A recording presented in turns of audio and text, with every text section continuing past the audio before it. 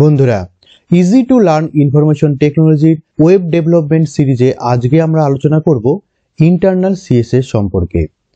বন্ধুরা, internal CSS বলতে বোঝায় একটি ওয়েব পেজের মধ্যে সিএসএস কে অ্যাপ্লাই করা।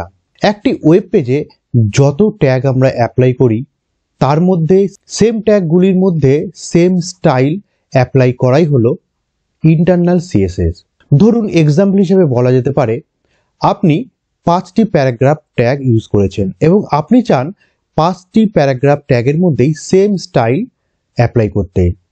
তখন আপনি সেই প্যারাগ্রাফ ট্যাগের একটি সিলেক্টর ব্যবহার করবেন। তার মধ্যে আপনি সিএসএস এর যে প্রপার্টি আপনি দিবেন সেই প্রপার্টিগুলোর সেম স্টাইল হবে সেই প্যারাগ্রাফ ট্যাগগুলোর মধ্যে। এতে কি হবে বন্ধুরা?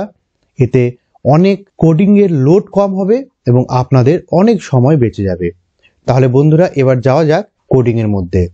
বন্ধুরা, আমরা একটা ওয়েব পেজ ক্রিয়েট করেছি, নাম হচ্ছে ইন্টারনাল। সেই ওয়েব পেজটাকে আমরা ওপেন করব ভিজুয়াল স্টুডিও কোডিং এর মধ্যে। বন্ধুরা, ভিজুয়াল স্টুডিও কোডিং ওপেন হয়ে গেছে। বন্ধুরা, আপনারা দেখুন এখানে আমরা একটা স্ট্রাকচার তৈরি করেছি, কিছু লিখেছি। যেমন দেখুন, H2 ট্যাগের মধ্যে আমি হোয়াট ইজ সিএসএস এবং প্যারাগ্রাফ ট্যাগের মধ্যে সিএসএস এর ডেফিনিশন লিখেছি। H2 ট্যাগের মধ্যে অ্যাডভান্টেজ এবং অর্ডার লিস্ট ব্যবহার করেছি আমরা, সেখানে অ্যাডভান্টেজ এবং ডিসঅ্যাডভান্টেজ আমরা নিয়েছি। ওকে, আমরা কি করব বন্ধুরা, এটা আপনাদেরকে একবার দেখিয়ে দিই রান করে। তো এটাকে মিনিমাইজ করে আমরা ওয়েব পেজটাকে ডবল ক্লিক করলাম, ব্রাউজারে দেখুন ওপেন হলো। হোয়াট ইজ সিএসএস এখানে আমরা দেখতে পাচ্ছেন পুরোটাই। এখানে আমরা ইন্টারনাল সিএসএস এর মাধ্যমে স্টাইল প্রোভাইড করব। ওকে, তাহলে আমরা চলে যাচ্ছি কোডিং এ। তাহলে ইন্টারনাল সিএসএস আমরা কিভাবে করব? বন্ধুরা, ইন্টারনাল সিএসএস আমরা করব হেডিং এর মধ্যে। ওকে, আমরা মনে রাখবেন বন্ধুরা সব সময় হেডিং এর মধ্যে। এখানটা আমরা করে দিই ইন্টারনাল সিএসএস। টাইটেলের মধ্যে ইন্টারনাল সিএসএস লিখলাম, এবারে টাইটেল পর থেকে এন্টার মারলাম। দেখুন বন্ধুরা, হেডিং এর মধ্যে কিন্তু সব সময় ইন্টারনাল সিএসএস অ্যাপ্লাই হবে। আর ইন্টারনাল সিএসএস অ্যাপ্লাই হবে স্টাইল ট্যাগের মধ্যে। এর লাস্ট ভিডিওতে আমরা ইনলাইনেও আমরা স্টাইল অ্যাট্রিবিউটের মধ্যে করেছি, আর হেড ট্যাগের মধ্যে আমরা করব ইন্টারনাল সিএসএস। ওকে, তাহলে এখানে আমরা স্টাইল ট্যাগ নিচ্ছি। ওকে, দেখুন বন্ধুরা, স্টাইল ট্যাগ নিচ্ছি, এই স্টাইল ট্যাগের মধ্যেই আমরা করব। তাহলে সবার আগে আমরা করব কি, 3টা H2 ট্যাগ এখানে অ্যাপ্লাই করেছি আমরা। দেখুন এই দুটো, আর advantage, disadvantage, what is CSS, এই 3টা H2 ট্যাগ।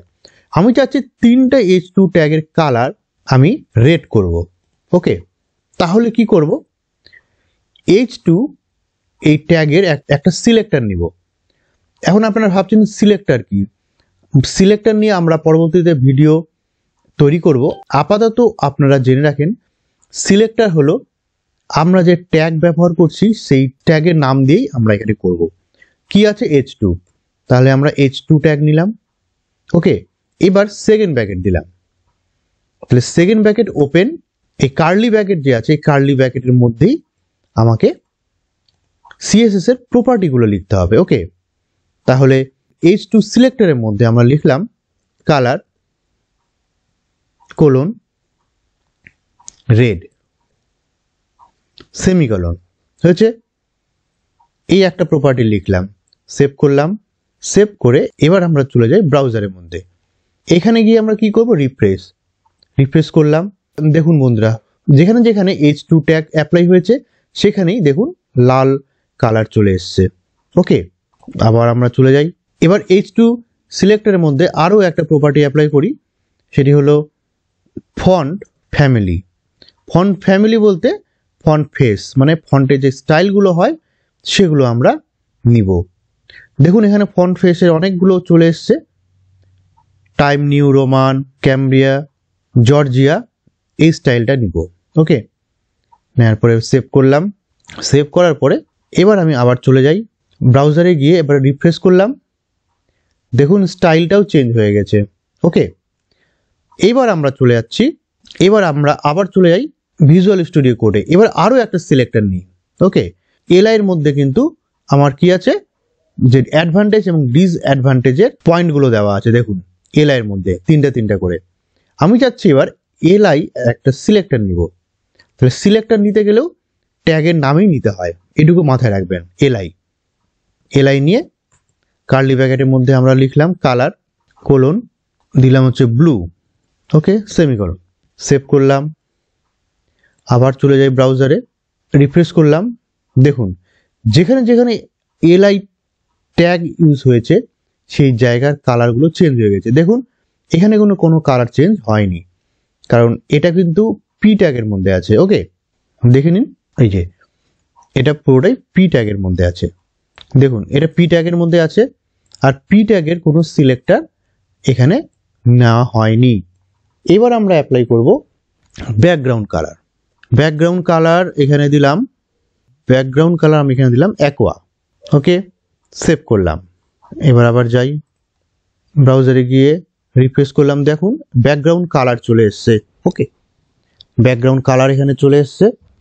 এইবার আমি অ্যাপ্লাই করছি মার্জিন টপ। এখানে পিক্সেলে হয়, তাহলে সাপোজ আমি দিলাম 5 পিক্সেল।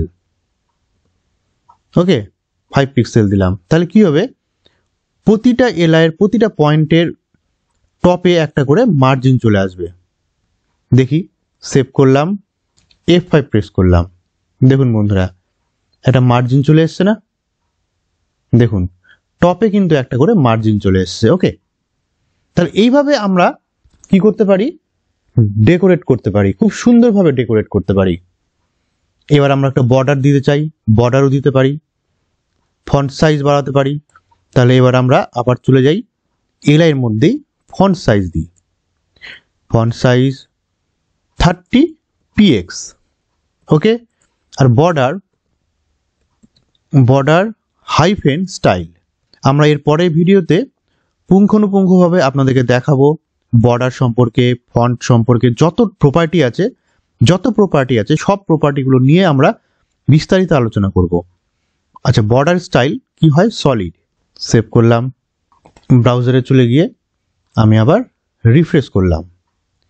দেখুন এখানে সুন্দর চলে আসছে। দেখুন, দেখতে পাচ্ছেন সুন্দর এখানে পয়েন্টগুলো চলে এসছে। আপনারা এইভাবে ডেকোরেট করতে পারেন।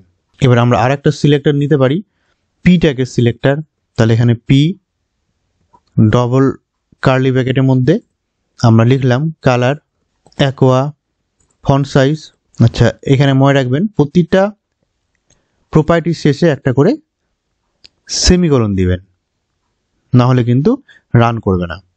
ফন্ট সাইজ 20 পিক্সেল করে দিলাম, সেভ করলাম। এবার আবার ব্রাউজারে গিয়ে রিফ্রেশ প্রেস করলাম। দেখুন এটারও ফন্ট সাইজটা অনেকটা বেড়ে গেছে, কালারও চেঞ্জ হয়ে গেছে।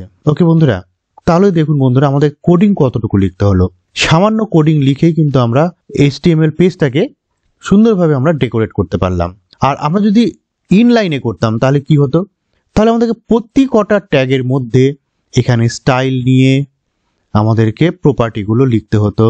এইভাবে জাস্ট লাস্ট ভিডিওতে আমরা যেমন করেছিলাম, স্টাইল নিয়ে প্রতিটা প্রপার্টির মধ্যে কালার ইকুয়াল টু রেড, আবার পরেরটাতেও তাই, আবার এখানে স্টাইল নিয়ে কালার ইকুয়াল টু রেড।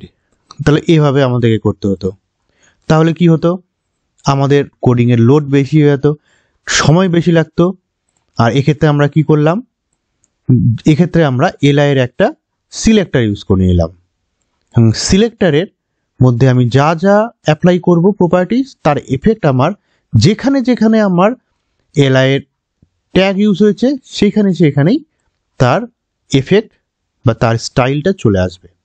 ওকে, আজকের ভিডিওটা তাহলে এই পর্যন্তই বন্ধুরা।